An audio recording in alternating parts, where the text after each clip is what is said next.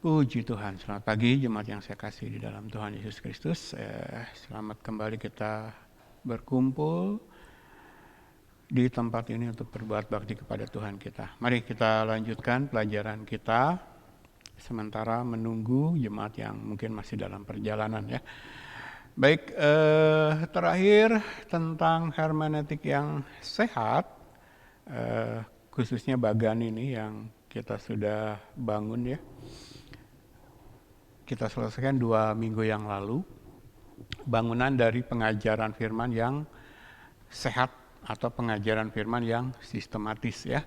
Kenapa kita sebut sehat? Karena berangkat dari cara menafsirkan atau hermeneutik yang sehat ya, bukan gaya pendekar mabuk. Jadi dari dasar hermeneutik yang sehat, cara menafsirkan Alkitab yang sehat inilah kita membangun pengajaran firman yang sehat. Jadi memperlakukan teks dalam Alkitab ini dengan seksama ya. Kita memperlakukannya sebagaimana firman ini layak diperlakukan ya, yaitu perkataan Allah atau firman Allah. Nah, kita sebut juga pengajaran firman yang demikian sebagai pengajaran firman yang sistematis ya, karena kita sudah belajar ada proses eksposisi di sana, ada khotbah-khotbah ekspositori di sana, ada usaha yang kita katakan sebagai bereksegesis ya, menggali kebenaran, mengeluarkan kebenaran. Jadi kita sebut pengajaran firman yang sistematis. Yang dikejar adalah lengkap, utuh, lalu runut ya, progresif, gradual. Seharusnya itu yang dilakukan oleh gereja dalam melaksanakan ibadah-ibadahnya ya, pengajaran firman yang sehat atau pengajaran firman yang sistematis. Nah, kita sudah gambarkan kemarin dalam lingkaran warna kuning ini cara bereksegesis ya, menggali firman, mengeluarkan kebenaran keluar untuk disampaikan. Itu kita nanti akan belajar tentang 5 aturan emasnya. Dengan 5 aturan emas inilah kita akan bereksegesis ya, menggali teks dalam Alkitab sehingga kita diharapkan mampu mengeluarkan pesan rohani dari Allah yang benar ya. Pesan yang benar dikeluarkan dengan cara yang benar, ada literal, kontekstual atau sintesis, gramatikal, historikal, dan praktikal. Nanti kita akan bahas satu persatu, saya sertakan nanti contoh-contohnya seperti apa. Tetapi minggu ini saya ingin ke hal yang sering kita perkatakan ya. Jadi kalau dalam lingkaran kuning ini ada 5 aturan emas yang akan menjadi prinsip kita, membimbing kita, menuntun kita dalam bereksegesis, menggali kebenaran firman supaya menghindari kesalahan, mendapatkan pesan dari Allah, pesan rohani yang benar itu yang disampaikan. Nah, sebenarnya tujuan dari kelima prinsip atau aturan emas ini cuma satu ya, menjadikan setiap teks dalam Alkitab atau ayat-ayat dalam Alkitab itu ketika kita tafsirkan itu dalam konteksnya ya, atau kita sebut sebagai kontekstual. Jadi tujuannya ini supaya ayat atau teks Alkitab kita tafsirkan secara kontekstual, maka kita menggalinya bereksegesis menggunakan 5 prinsip ini. Jadi yang dituju adalah penafsiran yang kontekstual, memperlakukan setiap ayat, setiap teks dalam Alkitab itu secara kontekstual. Nah, kita akan bahas dulu pagi hari ini tentang hal kontekstual ya. Jadi kalau saya sering tampilkan logo ini, ada gambar Alkitab di bawahnya, lalu ada Roh Kudus ya, tidak bisa dipisahkan. Lalu ada CIC, CIC, singkatan dari konteks is crucial atau konteks itu sangat penting ya.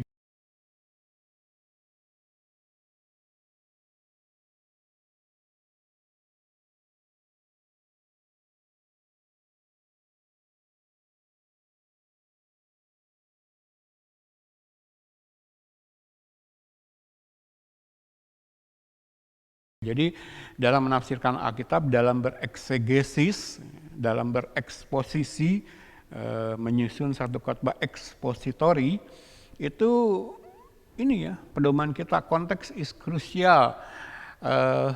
Kebalikan dari kontekstual ini, saya sering pakai kata mencomot, mengambil satu ayat, lalu ditafsirkan keluar dari ayat-ayat sebelumnya, ayat-ayat sesudahnya, bahkan Alkitab secara keseluruhan ya, ngarang ya. Kita menafsirkan Alkitab yang kita ambil, yang kita comot itu ngarang menurut keinginan kita sendiri, hikmat kita, atau kita sebut sebagai gaya pendekar mabuk. Nah, prinsip yang akan kita terapkan nanti, 5 aturan emas tadi, menjaga supaya kita memperlakukan setiap ayat ini tetap kontekstual ya. Jadi ya, kita akan lihat pengertian kontekstual ini seperti apa. Tapi dari logo ini setiap kita lihat, kita menangkap bahwa konteks adalah sangat penting dalam menafsirkan Alkitab ya. Jadi kalau kita gambarkan ada merpati di situ sebagai lambang Roh Kudus, kalau Roh Kudus berkarya ketika kita belajar Alkitab, maka kita memperlakukan sekali lagi ya ayat-ayat teks dalam Alkitab ini secara hati-hati. Kontekstual ini menjadi pagar, menjadi rambu-rambu untuk kita senantiasa memperlakukan setiap ayat dalam Alkitab ini secara hati-hati. Kita lihat ya pengertian selanjutnya. Nah, supaya kita bisa menangkap kontekstual dalam pengertian penafsiran Alkitab itu, saya langsung ambil contoh ya. Tapi sering saya sampaikan bahwa secara sederhana yang disebut kontekstual itu keterkaitan ya, keterhubungan antara satu teks Alkitab, satu ayat dengan teks lain dalam Alkitab secara keseluruhan. Nah, secara sederhana saya selalu bilang, ketika kita mengambil satu ayat, supaya tetap kontekstual, perhatikan ayat-ayat sebelumnya, perhatikan ayat-ayat sesudahnya ya, demikian. Nah, kita akan coba kasih gambaran pagi hari ini. Dan saya ingin ngambil contoh satu buku yang pernah saya baca ya. Ini mungkin jemaat sudah ada yang pernah baca, salah satu buku klasik ya. Coba kita baca ya dari poin pertama. Berikut kutipan dari cerita berjudul Tale of Two Cities, tulisan Charles Dickens, yang karya klasik ya. Berlatar belakang peristiwa revolusi Prancis ya. Nah, di halaman 141 dari edisi yang saya punya, dalam buku ini tertulis, ini kalimatnya saya kutip ya. Begitu aneh cara dia menghilang dalam keheningan, dan begitu aneh tatapannya yang kaku ketika ia berhenti berbicara, sehingga Darnay merasakan tangannya sendiri menjadi dingin dalam genggaman yang perlahan terlepas. Jadi dalam kisah ini saya ambil secara acak satu kalimat ya dari halaman 141. Nah, dari kalimat yang baru saya baca, kutipan dari buku Charles Dickens ini, poin kedua, muncul pertanyaan kan? Siapa Darnay di sini? Ya, yang disebut, tadi ada kata Darnay, siapa tokoh ini? Lalu siapakah orang yang berjabat tangan dengannya yang tidak disebutkan namanya? Mengapa orang ini bertingkah aneh? Dalam satu kalimat tadi digambarkan seperti itu ya. Lalu pertanyaan berikutnya, apa yang mereka bicarakan ya? Antara tokoh Darnay dengan orang tak dikenal ini. Pertanyaan berikutnya, apa yang membuat mereka berjabat tangan? Emosi atau perasaan apa yang dialami orang yang tidak disebutkan namanya itu sehingga membuatnya bertingkah aneh? Apakah dia marah, sedih, terkejut, bingung? Ya. Saya cantumkan saja beberapa pertanyaan yang muncul ketika kita mengutip satu kalimat dari satu buku. Kenapa begitu banyak pertanyaan muncul? Karena begitu banyak yang tidak jelas hanya dari satu kalimat yang kita ambil dari keseluruhan buku Tale of Two Cities ini ya. Oke, baca dulu poin berikutnya. Nah, jika saya menarik kesimpulan atas pertanyaan-pertanyaan ini, saya jawab sendiri pertanyaan-pertanyaan ini, tanpa membaca bagian lain dari cerita dalam buku ini, kemungkinan besar saya akan salah dalam asumsi saya. Mengapa? Ya kalau kita cuma ambil satu kalimat dari satu buku, dari satu cerita dalam satu buku, lalu di situ menimbulkan banyak pertanyaan karena banyak ketidakjelasan, lalu kemudian pertanyaan itu saya jawab sendiri, ya sudah, tidak usah baca buku itu, betul ya? Sudah saja saya mengarang cerita sendiri, kalau pertanyaan-pertanyaan tadi saya jawab sendiri, ya gitu ya. Nah, ini poin yang pertama yang ingin saya tekankan dari ilustrasi ini. Saya akan mengalami masalah ketika saya mengambil dan mengartikan kalimat tersebut keluar konteks. Jadi kalimat yang saya ambil dari buku ini menimbulkan begitu banyak pertanyaan Karena memang tidak jelas, karena kalimat itu cuman bagian kecil dari satu buku yang tebal, bagian kecil dari satu cerita secara keseluruhan. Karena saya main comot, main ngambil kalimat ini, saya tidak tahu keterhubungannya dengan bagian cerita lain, maka inilah masalah yang saya hadapi. Saya mengambil kalimat itu keluar konteks. Jangankan keseluruhan cerita bisa saya tangkap. Bahkan mungkin bab itu sendiri saja saya tidak bisa nangkap.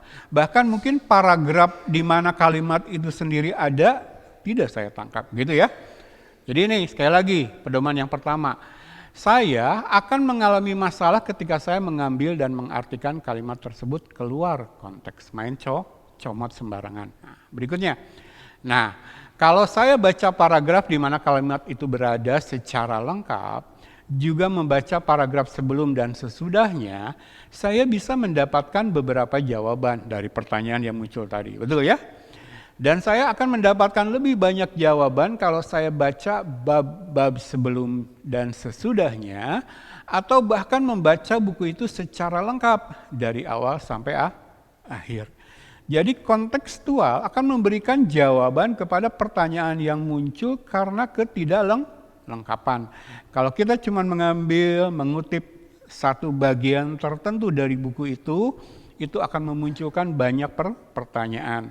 Tetapi ketika kita mulai membaca bab sebelumnya, bab sesudahnya, bahkan keseluruhan buku dari awal sampai akhir, pertanyaan-pertanyaan itu hilang. Betul ya? Kita melihat bahwa satu kalimat yang saya kutip dari buku ini menjadi jelas. Bercerita tentang siapa? Tokoh yang diceritakan siapa? Kejadian apa yang diceritakan dalam kalimat tadi. Begitu ya? Nah, kita mendapat gambaran konteks tua ya. Oke. Nah, ini pedoman yang kedua. Makna akan kita dapatkan tidak hanya dari teks tersebut, tetapi juga dari semua bagian lain yang ada di sekitarnya. Itu ya. Jadi yang tadi kita anggap keluar konteks karena cuma mengambil satu bagian kecil dari buku itu, menjadi kontekstual ketika kita membaca bagian lain dari buku itu. Ya.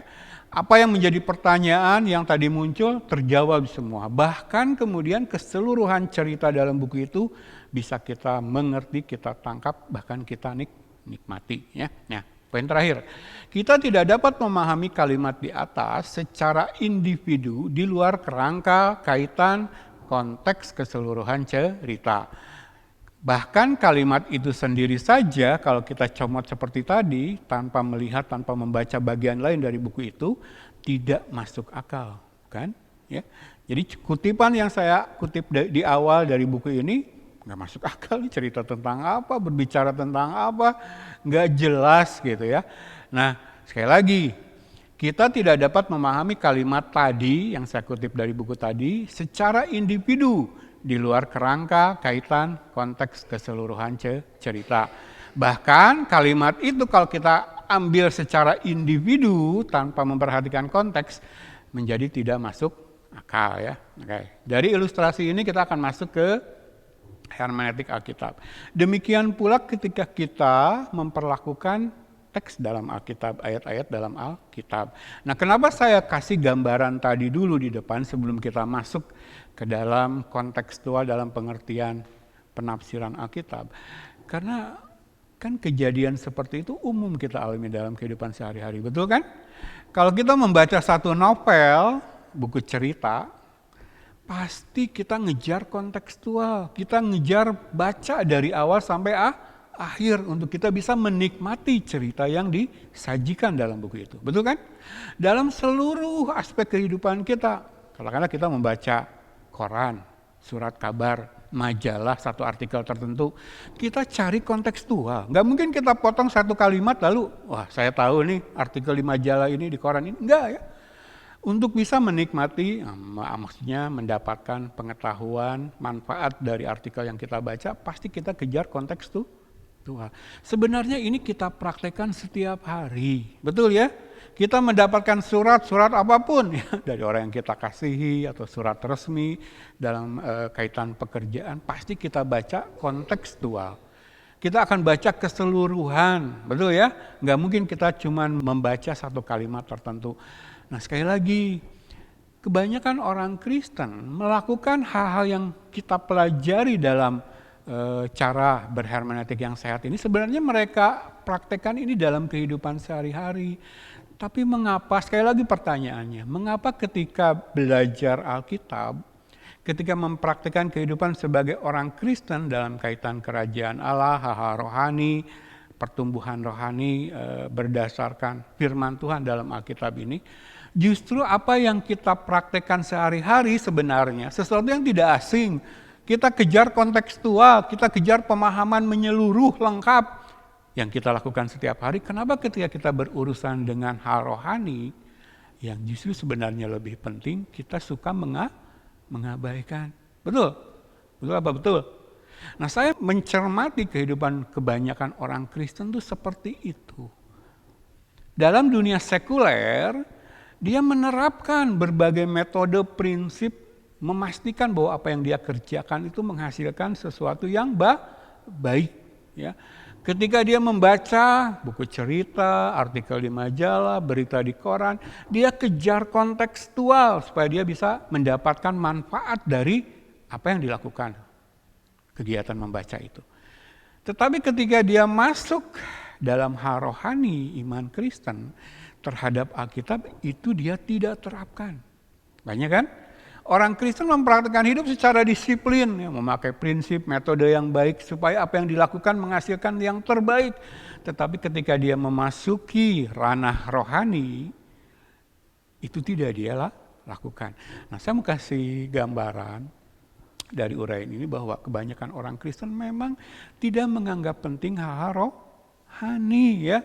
Kebanyakan orang Kristen yang kita lihat di sekitar kita zaman sekarang memang mindsetnya itu tidak ke hal-hal rohani, tidak kepada kerajaan Allah. Apa yang dia perhatikan yang menjadi fokus dalam kehidupannya bukan hal-hal yang di atas, di mana Yesus ada, tetapi lebih justru terseret ke dalam arus kehidupan duniawi. Jadi kalau untuk hal yang duniawi, yang sekuler, wah prinsip dia pegang, dia terapkan untuk mencapai yang terbaik. Tapi ketika ada dalam kerajaan Allah, konteks kerajaan Allah, hal-hal rohani, dia lakukan seadanya. Ya. Kita dapati banyak contoh seperti itu. Nah, yang pernah kita bahas, seorang gembala, pemimpin rohani, bahkan dia memiliki latar belakang pendidikan, sarjana pendidikan, betul ya? Tapi ketika mengajarkan firman kepada jemaatnya, dia tidak pakai metode yang dia miliki hasil dari studinya dia sampai S1 itu. Padahal ketika dia menerapkan itu dalam konteks kehidupan sekuler, dia terapkan itu. Betul ya? Dalam proses belajar mengajar. Tetapi ketika dia mengajar firman di gereja sebagai seorang gembala, walaupun memiliki background pendidikan sarjana pendidikan, SPD, bahkan SPDK, dia tidak terapkan itu ketika dia berkhotbah. Ketika dia mengajar kebenaran firman kepada jemaatnya. Yang menjadi pertanyaan kita adalah mengapa demikian? Kan polanya seperti itu terulang. Ketika untuk kehidupan sekuler dia gunakan metode prinsip yang baik untuk mencapai yang terbaik, tetapi ketika dalam kehidupan rohani seadanya saja. Justru yang Tuhan beri, ilmu yang dia dapatkan, yang sebenarnya karunia dari Allah, yang sebenarnya sebesar-besarnya untuk dipakai bagi kerajaan Allah, berguna dalam kerajaan Allah, konteks hal-hal rohani, justru dia kesampingkan. Jadi kenapa saya ambil gambaran dulu, saya cuplik dari buku sekuler, hal kontekstual ini untuk memberikan gambaran, mengingatkan kepada kita ya, bahwa segala ilmu yang sekuler pun yang kita dapatkan dari studi kita secara akademis, Tuhan berikan itu sebagai karunia dalam kehidupan kita untuk dipakai bagi kerajaan Allah ya. Jadi seharusnya dalam hal kerajaan Allah ilmu yang kita miliki kita terapkan secara maksimal. Karena yang kita kejar adalah perkenanan Allah ya. Tapi kita lihat ironi-ironi yang terjadi dalam kehidupan orang percaya ya. Nah, kembali ke hal Alkitab sekarang kita lihat seperti ini. Maka ketika kita membuka Alkitab lalu mengambil satu ayat, teks tertentu dalam Alkitab, kita harus memperlakukannya secara kontekstual. Jadi lingkaran biru terkecil ini katakanlah teks Alkitab atau ayat, satu ayat atau beberapa ayat yang kita ambil. Maka perlakukan itu sebagai bagian dari ayat-ayat sekitarnya. Ya. Ayat-ayat sebelumnya dan ayat-ayat sesudahnya. Nah dari situ kita bisa menangkap apa yang penulis bicarakan dalam ayat-ayat sekitarnya. Kan? Seperti tadi kan, kalau kita cuma mencuplik satu kalimat, banyak pertanyaan muncul. Nah mulai dari ayat-ayat terdekat sekitarnya, sebelum dan sesudahnya, kita akan mendapat jawaban yang memperjelas isi dari ayat atau teks yang kita ambil. Lalu lebih luas lagi, kita kejar, ini lingkaran yang lebih besar, pasal-pasal sekitarnya. Nah, kita akan mendapati informasi bagaimana ayat itu cocok dengan alur pemikiran dan tujuan dari buku yang ditulis oleh penulis buku tersebut. Ya. Jadi ayat-ayat sesudahnya, ayat-ayat sebelumnya, tapi juga pasal-pasal sebelumnya dan pasal-pasal sesudahnya. Lalu konteks yang lebih besar lagi, lingkaran yang terluar, buku-buku sekitarnya, bagaimana ayat itu cocok dengan aliran meta narasi Alkitab secara keseluruhan. Jadi satu ayat dalam Alkitab ini tidak berdiri sendiri. Tidak bisa kita ambil, kita comot, lalu kita artikan keluar dari Alkitab secara keseluruhan ya. Mulai dari yang terdekat, ayat-ayat sebelumnya dan ayat-ayat sesudahnya, lalu pasal-pasal sebelumnya dan pasal-pasal sesudahnya, dan terakhir buku-buku sebelumnya dan buku-buku sesudahnya. Ada 66 buku dalam Alkitab dari Kejadian sampai Wahyu. Semua dituliskan oleh para rasul dan para nabi dalam dorongan Roh Kudus. Dalam ilham Allah, kita sudah belajar ya. Diilhamkan Allah itu dinafasi Allah. Ya. Theos, Pneustos, ya kita sudah belajar istilah itu. Jadi seluruh teks dalam Alkitab ini satu kesatuan dari rencana kekal Allah. Dari pewahyuan Allah yang menyatakan kepada kita siapa dia, apa yang dia kerjakan, apa yang menjadi kehendak dan rencananya, khususnya bagi orang percaya. Ya. Jadi memperlakukan satu ayat secara kontekstual, kita sudah dapat sekarang gambarannya dari sini. Ya. Nah, ketika kita memperlakukan ayat-ayat secara kontekstual ini tanda bahwa Roh Kudus bekerja dalam kehidupan orang percaya ketika dia belajar Alkitab.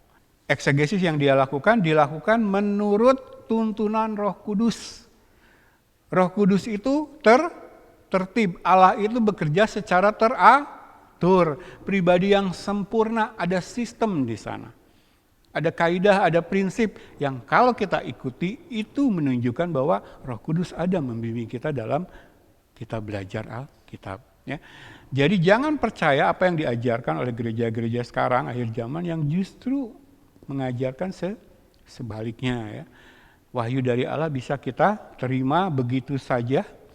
Atau ketika kita belajar menafsirkan Alkitab, karena sudah punya Roh Kudus, ikut saja tuntunan Roh Kudus, lalu kita asal menafsirkan, tidak ya. Sekali lagi, ya, kalau kita pakai patokan, nubuat-nubuat dalam kitab suci ini tidak untuk ditafsirkan menurut keinginan sendiri, menurut keinginan Roh Kudus, maka kita lihat dari awal materi pelajaran kita bahwa Alkitab sendiri, Tuhan Yesus sendiri, para rasul, para nabi mengajarkan seperti inilah seharusnya kita menggali kebenaran Alkitab. Ya, jadi kontekstual ini begini, untuk memagari, menjagai agar ayat yang kita ambil tidak melenceng maknanya dari apa yang Tuhan maksudkan lewat penulisnya. Ya. Nah, maka kelima prinsip atau aturan emas itu kita terapkan untuk menjaga supaya ayat yang kita ambil lalu kita tafsirkan dari Alkitab dalam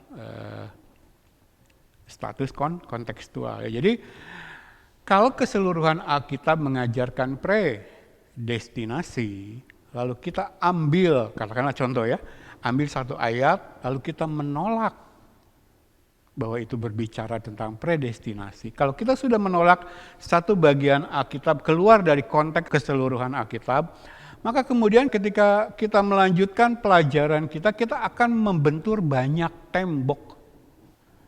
Karena keseluruhan Alkitab pasti mendukung doktrin predestinasi. Seluruhan Alkitab mengajarkan doktrin predestinasi. Allah sudah menetapkan segalanya dari awal. karena dia Allah. Dalam satu ayat, satu teks tertentu kita menolak itu, kita sedang menafsirkan ayat itu keluar konteks Alkitab secara keseluruhan. Maka kita akan menemui banyak kesulitan dalam teologi kita. Dan pada akhirnya dalam praktek iman kita ya. Jadi kenapa sih ada seorang hamba Tuhan naik mimbar, lalu kalimat-kalimat atau ucapan yang diperkatakan itu bertentangan satu dengan yang lain yang dia ucapkan sendiri. Karena seperti itu. Ketika dia mulai melencengkan satu ayat yang dia ambil dari konteks Alkitab keseluruhan, maka ketika dia mengambil teks lain di bagian lain dalam Alkitab, dia akan bertentangan. Karena dia bingung sendiri. Dia kehilangan arah, kehilangan jejak. Bagaimana saya harus menafsirkan ayat ini? Di awal saya sudah mengambil satu ayat, lalu melenceng. Karena saya emang tidak sepaham dengan doktrin predestinasi. Ketika menemukan ayat-ayat yang serupa, sejenis di bagian lain Alkitab, dia akan kebingungan. Nah, semakin banyak ayat yang sebenarnya mendukung doktrin predestinasi, karena memang secara keseluruhan konteks Alkitab mengajarkan doktrin predestinasi, dia akan semakin dibingungkan. Lalu yang dia cari apa kemudian? Akalan, ya. Mencoba menutupi kesalahan yang awal dengan kesalahan lain.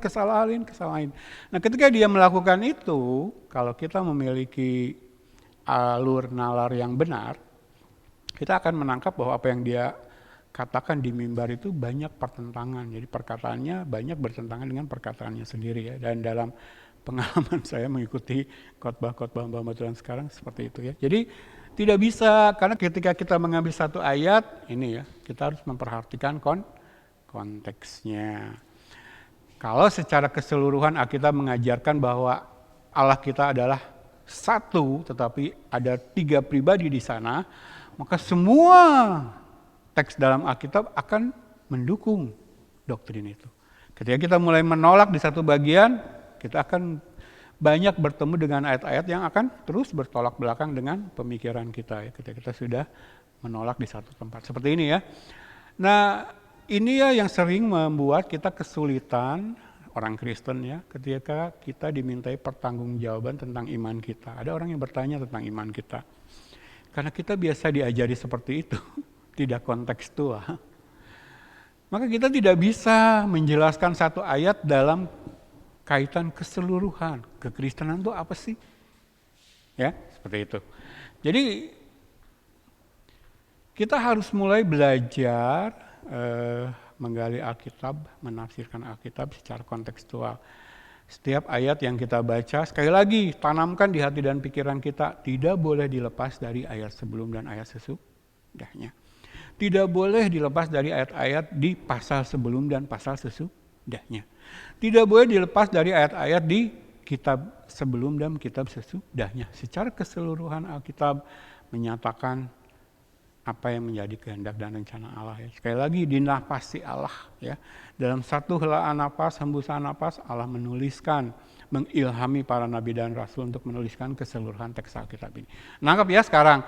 Nah, sekali lagi ketika kita memperlakukan ayat-ayat dalam Alkitab secara kontekstual, itulah bukti bahwa Roh Kudus bekerja dalam kehidupan kita ketika kita sedang mempelajari Alkitab ya. Nah, ini penjelasannya. Poin pertama, demikian halnya ketika kita menangani isi Alkitab. Bahkan ini menjadi teramat sangat penting karena yang kita tangani adalah firman Allah. Sehingga celah untuk kita berasumsi dan kemudian menjadi salah harus sebisa mungkin ditutup. Jadi kan kalau kita sudah belajar dari sesi-sesi sebelumnya, yang eisegesis atau eisegesis itu kan cari gampang, cari mudah. Gitu ya. Berlawanan dengan eksegesis yang perlu usaha. Belajar dengan rajin ya, lalu potong lurus kita sudah belajar. Nah, dalam upaya kita bereisegesis, cari cara cepat, nah kita biasanya berasumsi. Ya. Jadi kalau dalam satu ayat ada 3 kalimat, kalimat pertama karena kita malas menggali dari teks sebelum dan teks sesudahnya, lalu kita berasumsi, kayaknya ini artinya ini. Lalu kalimat kedua, kayaknya ini artinya ini. Kalimat ketiga, kayaknya artinya ini. Nah semua kayaknya, sepertinya itu asumsi-asumsi kita. Dan ketika kita lakukan ini dalam menafsirkan isi Alkitab, pastilah hasilnya salah. Ya. Nah peluang untuk kita berasumsi ini harus kita tutup celah-celah itu. Nah caranya dengan apa? Dengan menjaga ayat yang kita ambil secara kontekstual. Jadi mau gak mau harus bereksegesis, harus mau berusaha, ya. Harus mau bayar harga. Oke, itu poin yang pertama. Jadi menjaga teks Alkitab, ayat-ayat yang kita ambil tetap kontekstual itu usaha kita untuk menutup celah supaya kita jangan berasumsi, ya. Jangan berasumsi tampil di mimbar, berdiri di mimbar, menyampaikan firman, tapi yang keluar dari mulut kita kebanyakan asumsi, ya. Panjang lebar berbicara, ayatnya mana? Ayatnya mana? Ya. Sampai kita jadi terkenal seperti itu loh di wilayah. Jadi kemarin pertemuan kelompok itu dari awal pertemuan sampai akhir saya terus disindir. Ayatnya mana? Ayatnya mana? Iya. Tiap membahas makanan ini, wah ada ibu bilang, ayatnya jangan lupa. Jadi kita terkenal, terkenal hamba Tuhan yang segala sesuatu harus ada dasar ayatnya. Nggak apa-apa, saya malah senang, ya, untuk menanamkan kepada orang-orang itu, loh iman Kristen sembarangan, nggak ya. Jadi menjaga tetap kontekstual, menutup celah kita berasumsi. Jangan naik ke mimbar, baca satu ayat, tapi tamat 1 jam khotbah tanpa membuka ayat yang lain. Nah itu sebenarnya tanda tidak sehat bahwa kemungkinan dia sedang menafsirkan hanya berdasarkan asumsi. Ya, sekali lagi. Jadi kalau satu khotbah katakanlah 1 jam, begitu banyak ayat yang ditampilkan, kalau kita mendapatkan itu sebenarnya itu usaha untuk tetap kontekstual. Pasti seperti itu, ya, pasti seperti itu. Kecuali kalau renungan 1 menit, mungkin 1 ayat cukup. Poin kedua, setiap buku dalam Alkitab terikat satu dengan yang lain, ya, 66 buku dari Kejadian sampai Wahyu. Kita tidak bisa begitu saja membuka 1 halaman, mengambil 1 ayat secara acak, lalu mencabutnya dari konteks sekitarnya dan mengartikannya seolah itu makna sebenarnya dari ayat atau teks tersebut. Konteks Alkitabiah dari setiap ayat atau teks adalah sangat penting. Kita sudah dapat ya gambarannya. Maka dari sinilah muncul prinsip yang kita pegang dengan kuat ya ketika kita menafsirkan Alkitabiah itu, konteks is crucial. Konteks itu sangat penting, atau bahkan sebagian sarjana Kristen memakai dengan ungkapan konteks is king. Konteks itu raja, tidak untuk dibantah, tidak untuk diingkari, tidak untuk dihindari, tapi itu harus diterapkan ya.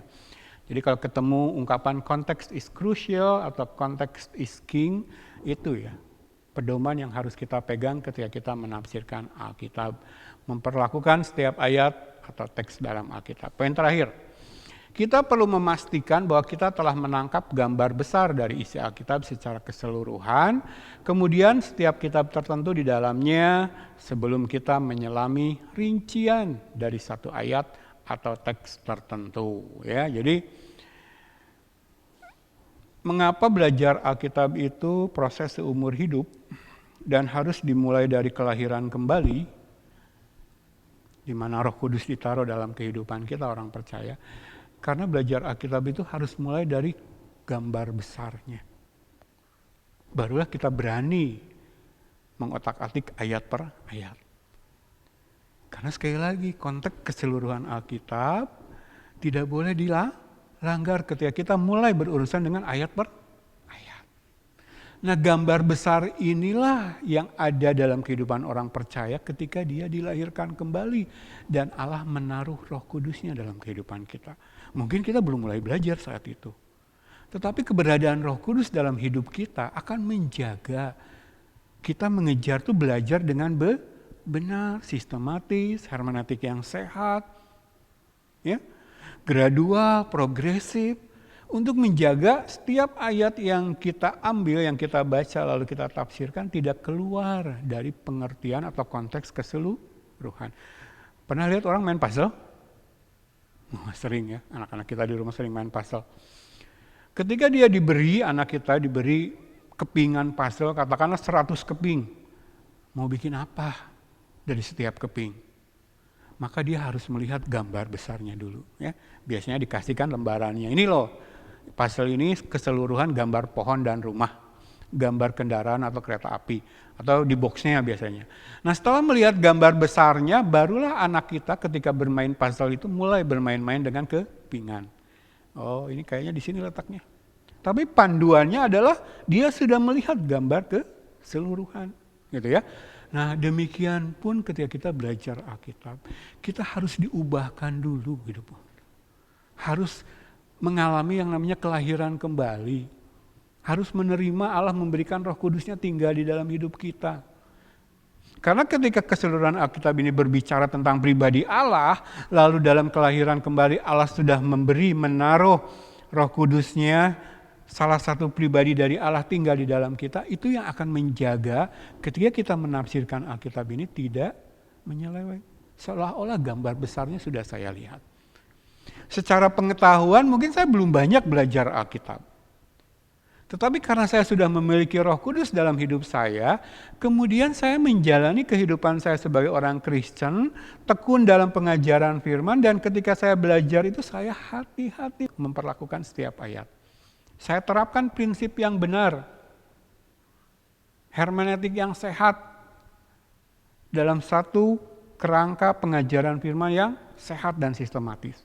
Itulah yang menjaga kita. Nah ketika kita mulai pakai gaya mabuk, ketika kita pakai asal comot ayat lalu ditafsirkan menurut kehendak sendiri, itulah contoh pribadi yang belum melihat gambar besarnya. Nangkep ya? Jadi gambar besarnya itu kita dapatkan ketika kita dilahirkan kembali. Karena kalau kita baca surat 1 Yohanes, di situ dikatakan oleh Rasul Yohanes, dituliskan bahwa pengurapan yang kita dapatkan dari Yang Kudus itulah yang menjagai kita. Tidak salah ketika menafsirkan Alkitab. Ya. Gitu ya. Jadi sekali lagi bayangannya adalah anak-anak kita kalau bermain puzzle harus lihat gambar besarnya dulu. Ya. Nih. Oke, kita lihat berikutnya ya. Nah, oke, sekarang kita langsung praktek ya, kita ambil satu teks dalam Alkitab, satu ayat. Ini saya ambil dari Filipi pasal 3 ayat 13 dan 14, saya baca dulu ya. Saudara-saudara, aku sendiri tidak menganggap bahwa aku telah menangkapnya, tetapi ini yang kulakukan. Aku melupakan apa yang telah di belakangku dan mengarahkan diri kepada apa yang di hadapanku, dan berlari-lari kepada tujuan untuk memperoleh hadiah, yaitu panggilan sorgawi dari Allah dalam Kristus Yesus. Saya ambil teks Alkitab ini, 2 ayat dari surat Filipi pasal 3. Nah, kalau saya ambil 2 ayat ini lalu saya tidak mengaitkan, mengkontekskannya dengan ayat-ayat sebelumnya, ayat-ayat sesudahnya, atau mungkin teks Alkitab di surat lain, di buku lain, ini memunculkan banyak pertanyaan, betul? Seperti contoh yang kita kutip dari bukunya Charles Dickens tadi ya. Ini memunculkan banyak pertanyaan, banyak yang gak jelas. Baik tentang pelaku, baik tentang aktivitas kegiatan yang digambarkan oleh 2 ayat ini. Nah saya cantumkan dulu dari Alkitab versi bahasa Inggris ya, NASB. Tapi titik fokus kita dari teks Alkitab bahasa Inggris ini adalah kepada kata press on. Ini saya kasih huruf miring. Ini diterjemahkan dalam bahasa Indonesia berlari kepada tujuan. Ya. Ini press on toward the goal. Jadi press on ini yang kita akan bahas nanti ya. Oke. Yang pertama, untuk menempatkan 2 ayat ini, ayat 13 dan 14 dari Filipi pasal 3 ini, maka langkah pertama, tindakan awal adalah baca keseluruhan 4 pasal dari surat Filipi ya. Filipi ini tidak panjang, surat Filipi hanya 4 pasal, jadi baca keseluruhan ya. Kita mulai munculkan, disiplinkan, semangati diri kita untuk, wah kalau saya mulai mau mengambil 1 atau 2 ayat dari satu teks Alkitab, baca keseluruhan buku ya, di mana ayat itu ada ya. Nah, surat Filipi hanya berisi 4 pasal ya, termasuk pendek, jadi baca. Itu tindakan awal kita. Nah, kita lihat pertanyaan-pertanyaan yang muncul dari 2 ayat ini dan bisa kita jawab karena kita sudah melakukan tindakan awal baca keseluruhan kitab atau surat Filipi ya. Pertanyaan pertama, siapa yang sedang berbicara di sini? Kita dapatkan jawabannya Paulus. Itu kita dapatkan dari pasal 1 ayat yang pertama ya. Lalu pertanyaan berikutnya, kepada siapa dia berbicara? Kepada siapa Paulus berbicara? Paulus berbicara kepada semua orang percaya jemaat di Filipi. Ini kita dapatkan dari pasal 1 ayat 1 ya. Lalu apa yang ingin diraih oleh penulis? Belum dia raih tetapi sedang diusahakan. Nah, jawabannya kita dapatkan dari ayat 10 dan ayat 11. Kalau kita baca ada 4 hal di sini. Mengenal Kristus dan kuasa kebangkitannya, masuk ke dalam persekutuan dengan penderitaannya, menjadi serupa dengan Kristus dalam kematiannya, akhirnya beroleh kebangkitan dari antara orang mati. Ini definisi iman Kristen yang benar yang dimiliki oleh orang yang sudah mengalami kelahiran kembali. Jadi sekarang mulai ada petunjuk ya. Nah, kalau ada orang nanya, iman Kristen itu apa sih? Pakai saja ini. Pakai saja 4 poin ini. Nah, nanti di bagian Alkitab lain dijelaskan banyak hal tentang esensi atau definisi iman Kristen, tapi pasti tidak akan keluar dari 4 poin ini. Nanti ya kita tambahkan ke depan ketika kita belajar bagian lain dari Alkitab. Ini sudah rangkuman paling mantap tentang iman Kristen.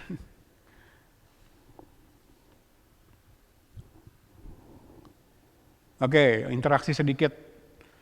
Nah, kalau esensi atau definisi iman Kristen yang benar itu 4 poin ini, ada nggak jemaat yang menangkap hal duniawi di sini? Yang ingin dikejar oleh Paulus? Nggak ada. Bahkan tujuan akhirnya beroleh kebangkitan dari orang mati berbicara tentang rapture.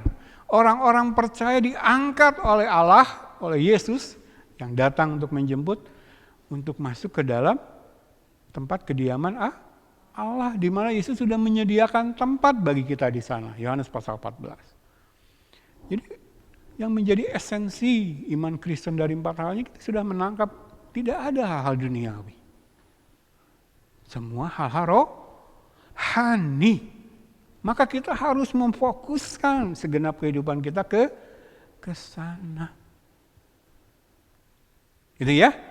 Jadi yang duniawi bukan disingkirkan, bukan diabaikan, bukan ditinggalkan, itu ajaran sesat ya. Tetapi dalam melakukan aktivitas duniawi dalam kehidupan kita, pastikan ada dalam kerangka tujuan akhirnya ini.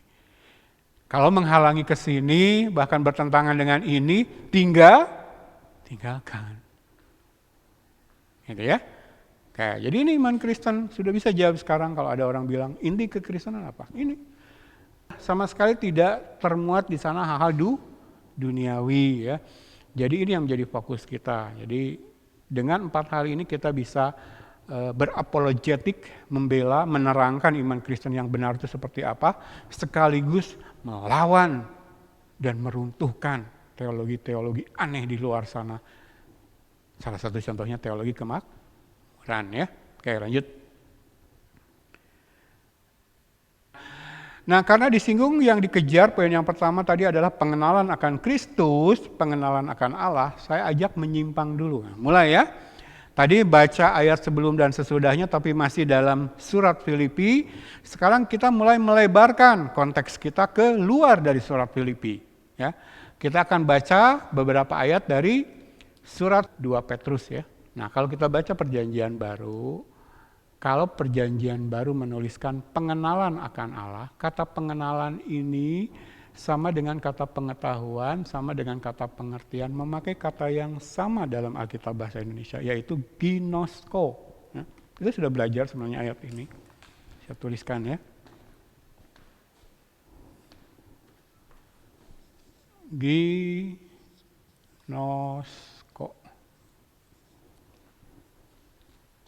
Jadi kalau baca Perjanjian Baru, Alkitab Bahasa Indonesia, ketika ketemu kata-kata pengenalan akan Allah, lalu pengetahuan akan kebenaran, lalu pengertian yang benar, maka kata pengenalan, pengetahuan, dan pengertian ini memakai kata yang sama, ginosko.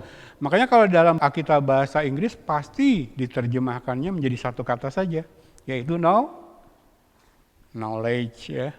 Kalau dalam Alkitab Bahasa Inggris nggak dipakai 3 kata berbeda.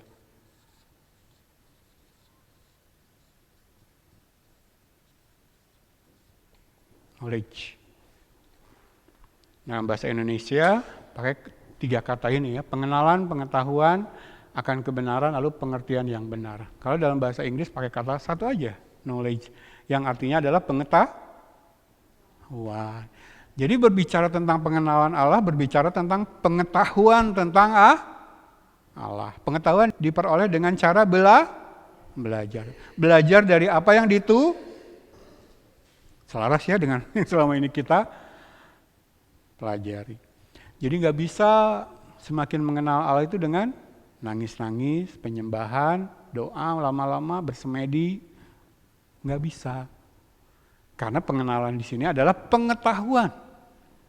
Pengetahuan diperoleh satu-satunya cara dengan belajar ya. Ini ya pengenalan. Lalu oleh pengenalan akan Allah, apa yang kita dapatkan dalam iman Kristen kita?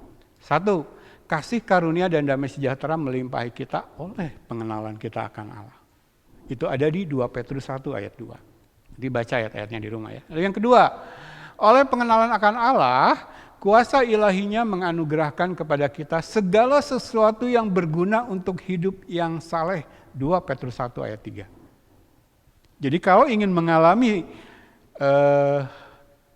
kasih karunia dan damai sejahtera melimpah dalam kehidupan kita, kuncinya apa? Oleh pengenalan kita akan Allah. Lalu kalau kita ingin hidup saleh di hadapan Allah, segala yang kita perlukan supaya praktek hidup kita saleh di hadapan Allah, kita peroleh dari Allah oleh pengenalan kita akan Dia. Ya. Lalu yang ketiga, dengan jalan ini pengenalan kita akan Allah, Ia atau Allah telah menganugerahkan kepada kita janji-janji yang berharga dan yang sangat besar, supaya olehnya kamu boleh mengambil bagian dalam kodrat ilahi dan luput dari hawa nafsu duniawi yang membinasakan dunia. Bandingkan 2 Petrus 2 ayat 20. Oleh pengenalan Allah lah kita memperoleh 3 hal ini. Coba perhatikan lagi jemaat. Dari 3 hal ini ada hal yang duniawi? Ada nggak hal-hal yang duniawi? Ini loh iman Kristen. Kalaupun yang pertama berbicara tentang damai sejahtera melimpahi kita, bisa nggak dari hal-hal duniawi? Bisa. Tapi harus ketika kita hidup dalam tatanan ilahi. Bisa. Kita nggak usah munafik, nggak usah bohong. Hal-hal duniawi dalam kehidupan kita di dunia memberikan kepada kita sejahtera, kesukaan. Iya apa iya? Dapat uang, senang nggak? Senang. Tapi itu akan bermakna secara rohani kalau kita ada dalam pengenalan akan Allah. Jadi orang Kristen yang benar itu tidak menyangkal, tidak menghindari, tidak menolak karunia-karunia duniawi lahiriah. Selama kita memperolehnya, lalu memakai, menggunakannya dalam pengenalan kita akan Allah. Ini ya, menghasilkan semua damai sejahtera dalam kehidupan kita, kesukaan. Tapi yang terpenting, ini yang kedua, pengenalan kita akan Allah memampukan kita untuk hidup saleh di hadapan Allah.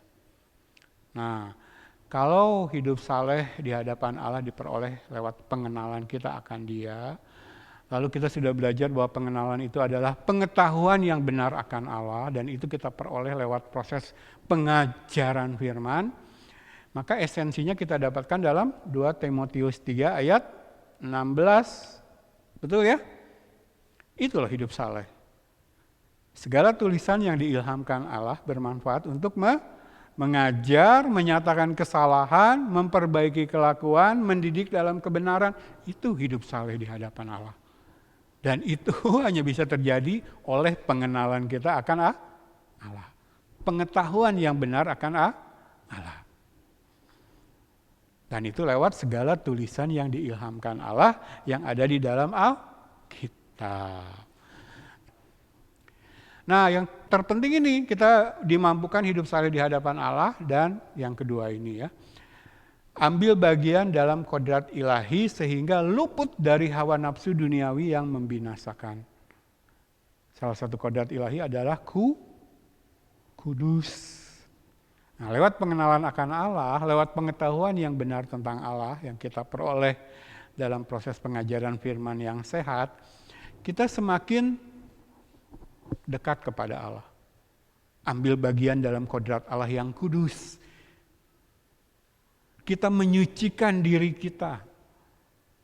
Nah, lewat proses itu kita luput dari hawa nafsu duniawi. Jadi semakin terlepas dari ikatan duniawi, semakin tidak serupa dengan dunia ketika kita mengambil bagian dalam kodrat ilahi ya, yang semakin besar kemuliaannya dinyatakan dalam kehidupan kita ketika kita bergerak maju dalam pengenalan kita akan Dia. Ini, jadi kenapa Paulus mencantumkan ini sebagai yang pertama, yang ingin dia raih, yang ingin dia tangkap, yang ingin dia peroleh,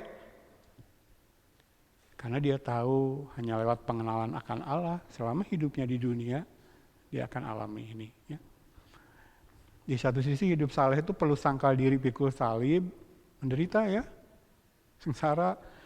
Tapi karena poin pertama, oleh pengenalan akan Allah kita dilimpahi dengan kasih karunia dan damai sejahtera, kita akan tetap merasakan damai gitu.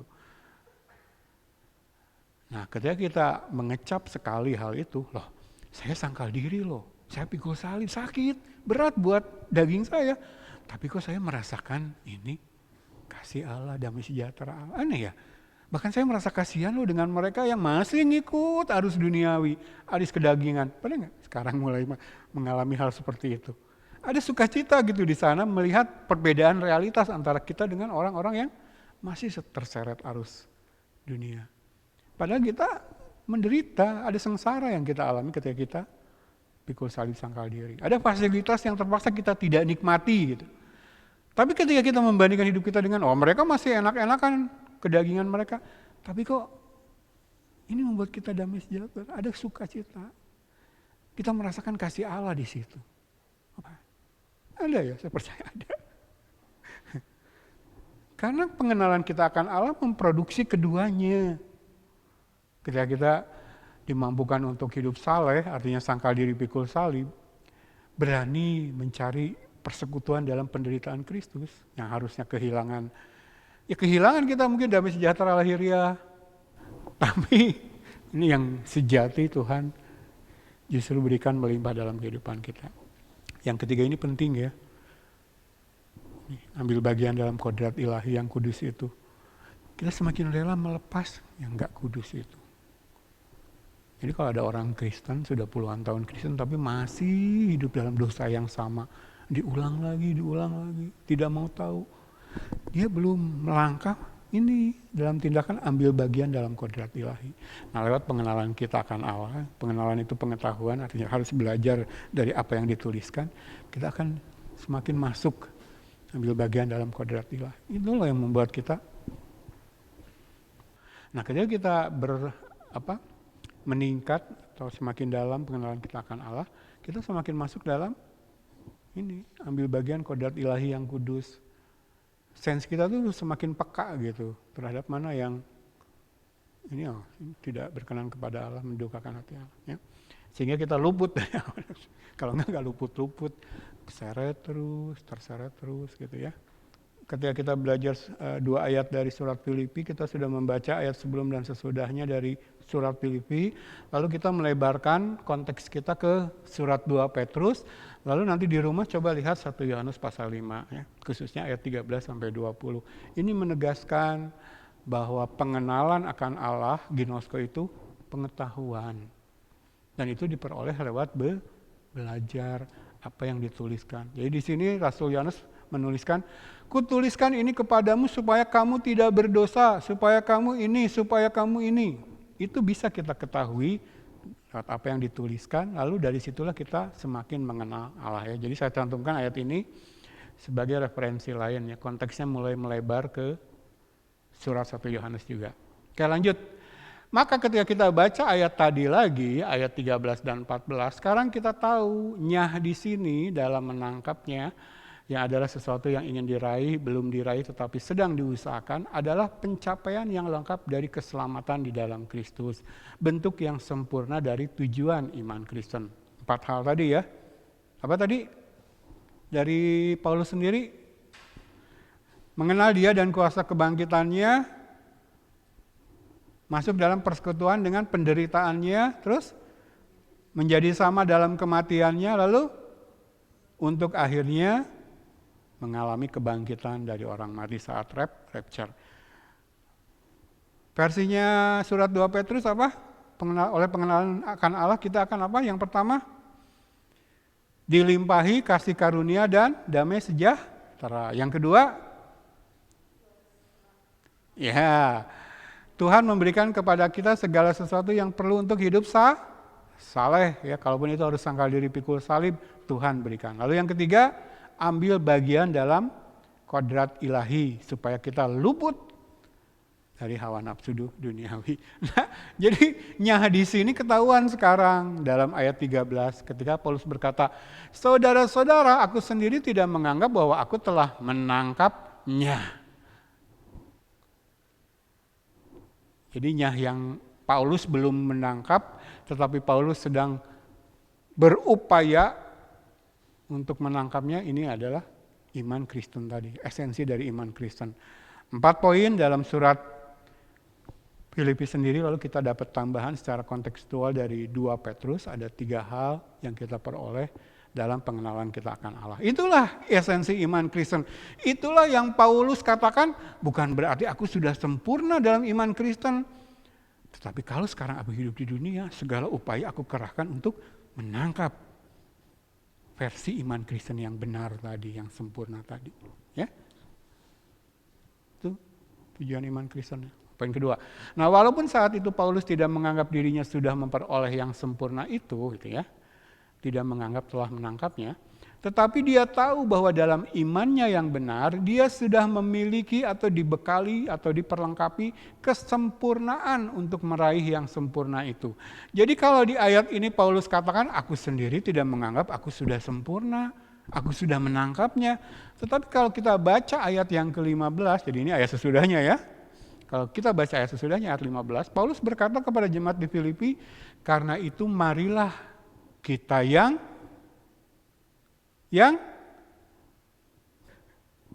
marilah kita yang sempurna. Nah, dikatakan di ayat ini, Paulus tidak menganggap dirinya sudah sempurna, sudah menangkap keseluruhan iman, esensi iman Kristen itu. Tapi dia mengarahkan diri mengejarnya, dia ingin menangkapnya. Tetapi di ayat yang ke-15, Paulus berkata kepada jemaat Filipi, karena itu marilah kita yang inilah iman Kristen. Sudah tapi belum. Coba ya, kita baca keterangannya. Nah, sempurna di sini berbicara tentang kedewasaan iman yang dimiliki oleh orang-orang yang telah dipanggil atau dipredestinasi karena hidupnya sudah diubahkan sehingga akan dengan tekun mengejar tujuan akhir itu. Sudah sempurna tetapi belum sempurna. Itu iman Kristen. Jadi walaupun dalam kehidupan sekarang kita masih berupaya mengerahkan segala daya, mengejar, melupakan apa yang di belakang, memusatkan diri kepada apa yang di depan, lalu berlari mengejar karena ingin meraihnya, tetapi itu dilakukan dalam keyakinan, itu sudah tersedia bagi saya di depan. Itu loh iman Kristen dalam doktrin predestinasi. Iman Kristen yang tidak akan gagal. Bagaimana bisa gagal kalau Allah yang sudah memasukkan kita ke dalam iman itu? Lewat kelahiran Makanya kalau doktrin predestinasi ini yang dipegang karena memang yang diajarkan dalam Alkitab, kita tuh walaupun dalam upaya ini banyak menderita, tapi kita yakin apa yang kita kejar sekarang itu sudah tersedia di sana, tapi Tuhan sudah sediakan bagi saya. Jadi mau menderita bagaimanapun sekarang nggak peduli saya. Beda ya. Lihat perbedaan sikap iman Kristen kalau kita memegang doktrin predestinasi. Ketika Allah sudah menetapkan, memilih, memanggil kita sebelum dunia dijadikan, itu sempurna dari awal sampai akhir, pasti jadi. Tapi kesempurnaan itu di akhir nanti ditunjukkan oleh ini. Upaya kita yang gak setengah-setengah. Melupakan apa yang di belakang, mengarahkan apa yang di depan. Berlari, press on. Itu tanda orang yang memang baginya sudah disediakan kesempurnaan itu. Jadi dalam kehidupan di dunia ini saya bisa bilang, saya belum menangkapnya. Saya belum sempurna. Tetapi iman Kristen yang esensinya tadi ada 4 lalu 3 hal itu, membuat saya yakin saya pasti sampai ke sana. Kan kalau saya mengerjakan keselamatan saya, Allah yang mengerjakannya dalam diri saya. Ya, ini salah satu paradoks ilahi dalam iman Kristen. Sudah dapat tapi belum. Belum dapat tapi sudah. Bukan robot ya, karena ada belumnya.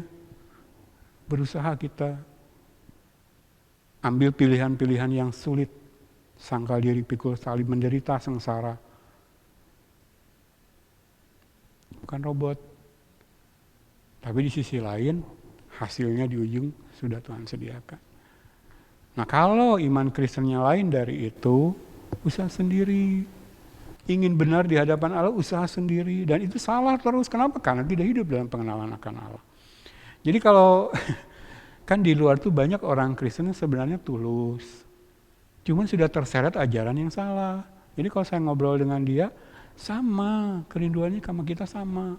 Jadi kalau bacakan 2 ayat ini kepada dia, sama, dia juga mengejar. Dia juga sama merasa belum menangkapnya, masih jauh. Tapi ketika dia mengejar, dia pakai usaha sendiri. Berbuat baik, aktif dalam pelayanan, lama-lama doa puasa, sikia baraba. Bukan mengejar pengenalan akan Allah. Dia sebenarnya Kristennya tulus, tapi karena sudah terseret ajaran yang salah begitu. Nah nanti turunannya apa? Kalau jalur yang benar, mengejar pengenalan akan Allah dan kuasa kebangkitannya, berani masuk dalam persekutuan dengan penderitaan. Ini enggak. Makanya awalnya sudah salah ajarannya. Tapi sebenarnya dia Kristennya tulus gitu. Maka dia berbuat kebaikan tulus, aktif melayani tulus. Tapi dalam kebohongan gereja yang di mana dia bernaung. Nangkep ya. Makanya kita tuh tetap dalam usaha mengabarkan firman yang benar, itu loh sasaran kita. Nah, kalau yang sudah memang menolak firman sih, ya itu urusan Tuhan lah ya. Tapi yang begini-begini, yang masih ada dalam tipu muslihat iblis terseret, ini ya, sudah sempurna. Nah kita tidak seperti itu karena memang saya belum sempurna di sini. Tapi justru usaha saya, seperti yang dilakukan Paulus, berani masuk dalam persekutuan dengan penderitaan Kristus, bahkan disamakan dengan kematiannya, karena yakin yang sempurna sudah tersedia bagi saya. Jadi kalau saya melepas atau kehilangan yang duniawi, yang lahir ya, nothing tulus. Harus menderita karena melawan arus, nothing tulus. Kan saya mengarahkan kepada apa yang di hadapan, hadiah. Oke, lanjut dulu. Nangkep ya, iman Kristen yang benar tuh seperti apa. Nah, ini pressing on dan pressing in, saya suka ini ungkapan dalam bahasa Inggris ini. Jadi ini yang dilakukan Paulus ini pressing on ya, mengarahkan diri kepada apa yang di hadapanku dan berlari-lari kepada tujuan. Memang berlari-lari ini dalam Alkitab bahasa Inggris dipakai kata pressing on. Nah, emang dalam bahasa aslinya bahasa Yunani itu istilah yang dipakai untuk olahraga atletik ya, orang yang balap lari. Jadi ketika orang balap lari, pernah lihat kan balap lari ketika dor gitu kan, mulai lari, nggak ada dia sempat waktu lihat ke belakang, atau keburu kesusul sama yang lain. Jadi begitu dor, tanda lari dimulai, sudah cuma satu tujuan, mencapai garis akhir. Makanya press on. Nah press on ini mengarahkan diri kepada apa yang di hadapanku dan berlari-lari. Jadi press on ini keluar, usaha kita keluar, ke depan. Gak mau lihat lagi ke belakang, gak mau dibebani dengan beban dan dosa, gak mau. Ketika saya hidup dalam pengajaran firman itu dikurangi terus. Kenapa? Karena ini begitu door. Gitu kan? Nah, press on ini kan keluar. Yang dilakukan oleh orang percaya adalah pressing in, dengan cara pressing in, melupakan apa yang di belakangku. Jadi begitu door, lari. Kejar terus pengenalan akan Allah. Belajar terus. Pengen tahu terus yang benar. Nah, usaha inilah pressing in. Jangan biarkan apapun menghalangi itu yang di belakang. Coba ya. Apa sih yang Paulus katakan di belakang ini yang dia putuskan untuk dia lupakan supaya fokus ke depan ini ya. Apa yang ada di belakang yang dia lupakan? Nah, kalau kita baca ayat 4 sampai ayat 8, jadi mundur ke ayat sebelumnya lagi. Paulus menyatakan kehidupan masa lalunya sebelum bertemu Kristus dengan segala keberhasilannya, kebanggaannya, dan termasuk semua hal yang dimilikinya, harta duniawi ya. Semua itu yang dulu dianggap untung sekarang dianggap rugi, bahkan dianggap sampah. Karena tidaklah berarti jika dibanding dengan pengenalan akan Kristus. Menjadi serupa dengan Kristus menjadi ambisi terbesar dalam hidupnya sebagai respon panggilan Kristus. Ya. Ini berbicara penyangkalan diri, membakar ego di mezbah, untuk memberi ruang seluas-luasnya bagi Allah bekerja dalam hidupnya. Itulah yang mengerjakan keselamatan di dalam dirinya sampai kepada tujuan yaitu kesempurnaan. Jadi pressing on-nya itu dengan cara pressing in. Pressing on-nya itu begitu door, tanda lomba dinyalakan, lari. Tapi itu dilakukan dengan cara pressing in. Hidup dalam pengenalan akan Allah, mengejar pengenalan akan Allah. Dan segala hal di masa lalu, hal-hal duniawi yang selama ini menghalangi, menjadi penghambat, dia lepaskan. Kebanggaannya, jabatan tinggi. Dia seorang rabi, guru. Dia seorang intelektual. Dan tentu saja mengikuti itu kekayaan lahiriah. Dia lepas itu. Itu yang dia bilang, apa yang di belakangku kulupakan. Nah, kalau kita baca ayat sebelumnya 4-8, bahkan dia menganggap itu rugi, bahkan menganggapnya sampah. Dibandingkan dengan apa? Yang dia kejar di depan, pengenalan akan Allah. Nah, kebanyakan orang masih belum bisa melepas ini karena belum melihat betapa berharganya pengenalan akan Allah. Nah, kalau belum melihat ini yang rohani ini berharga, nggak akan bisa melepas, nggak akan bisa. Berat terus, mamonnya itu nggak bisa turun. Ini loh yang saya katakan termasuk orang-orang yang sebenarnya tulus Kristennya, tapi dia ada di bawah ajaran yang salah. Dia nggak pernah bisa mau sangkal diri pikul salib, melupakan apa yang di belakang, melepas yang duniawi, karena dia belum melihat gitu bahwa ini tuh berharga. Kan kalau kita pegang harta ini berharga bagi kita. Tapi kalau kita sudah dapatkan sesuatu yang jauh lebih berharga, udah kan kita lepas kan? Oh, saya udah dapat yang lebih berharga. Nah, bagi kebanyakan orang Kristen zaman sekarang, hal rohani, pengenalan akan Allah belum menjadi hal yang berharga. Coba ya, kalau kaitkan dengan pelajaran kita tentang atribut-atribut Allah yang baru 2 sesi. Kenapa orang gak kejar itu? Padahal itu kerinduan Allah. Bangsa Israel binasa karena gak mau itu. Menolak pengenalan pengajaran. Ya. Karena mereka belum melihat ini berharga. Kapan manusia bisa melihat ini berharga? Ketika dia dilahirkan kembali. Dalam kondisi keberdosaannya, Yohanes 3 katakan apa? Membenci terang, menjauhi terang. Jadi kalau keselamatan pilihan sendiri, kapan ada kesempatan manusia bisa pilih itu? Selama belum bisa melihat ini berharga, dia nggak bisa lepas. Nah, sekarang kita semakin bisa membedakan kan, gereja yang benar dan gereja yang tidak benar. Terus ya. Memupuk, memelihara, mengumpulkan orang-orang yang hidup terus di situ. Nggak mencoba mengajak mereka terbuka, bisa melihat hal rohani sebagai sesuatu yang berharga, sehingga mereka bisa berani melepaskan. Termasuk anak-anak muda ki. Oke ya, jadi selesai saya pikir. Kontekstualnya sudah.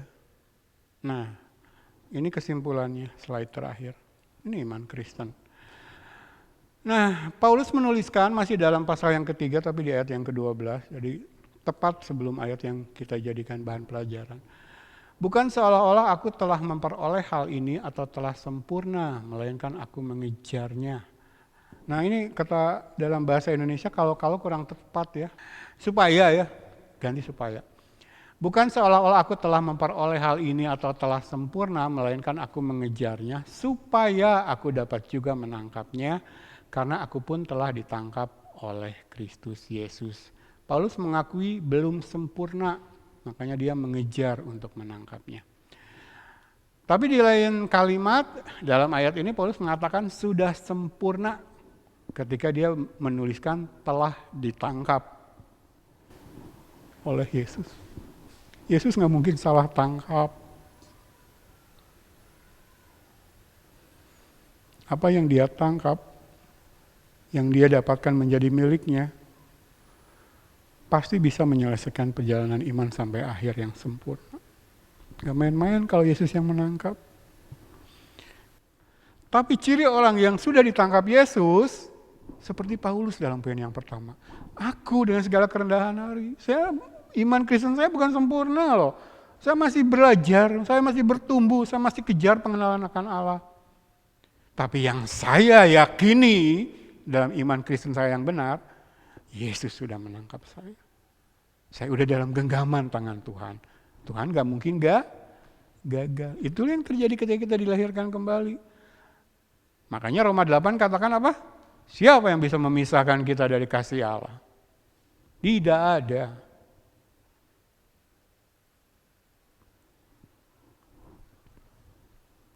Maka sebagai bukti bahwa saya telah ditangkap Kristus Yesus, telah dijamin akan dapat yang sempurna, press on, press in. Saya mengejarnya untuk menangkapnya. Ya, ini iman Kristen yang benar.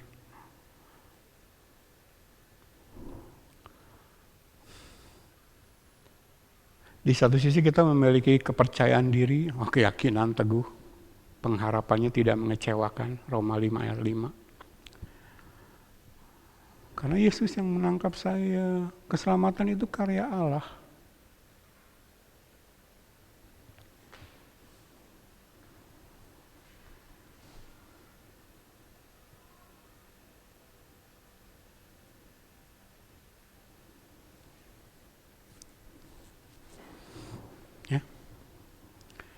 Jadi mau ditafsirkan apa ungkapan telah ditangkap oleh Yesus Kristus ini kalau tidak merujuk kepada karya keselamatan yang sepenuhnya karya Allah lewat kelahiran kembali. Kalau Allah digambarkan, kalau Yesus digambarkan menangkap, ya Yesus yang memilih lah. Terserah Yesus siapa yang mau ditangkap. Berbahagialah kita termasuk satu kelompok dengan Paulus. Sudah ditangkap oleh Yesus.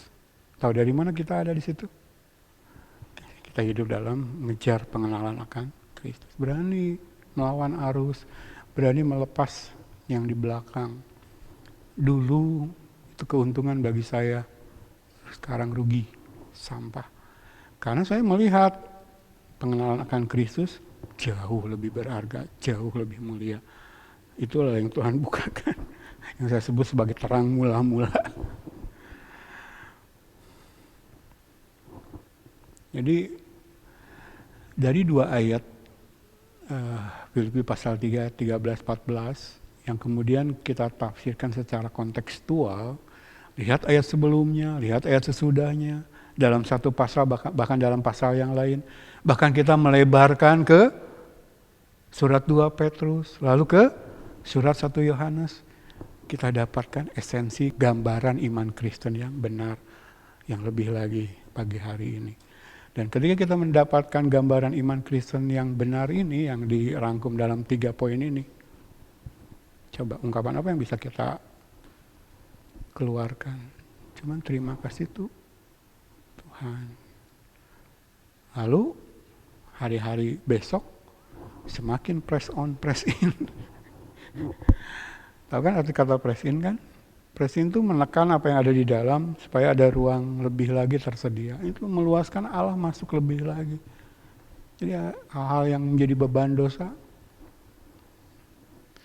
Itulah cara kita press on, mengarahkan pandangan ke depan, mengejar. Oke, kita akhiri ya. Lewat slide ini. Sedang jemaat bangkit berdiri.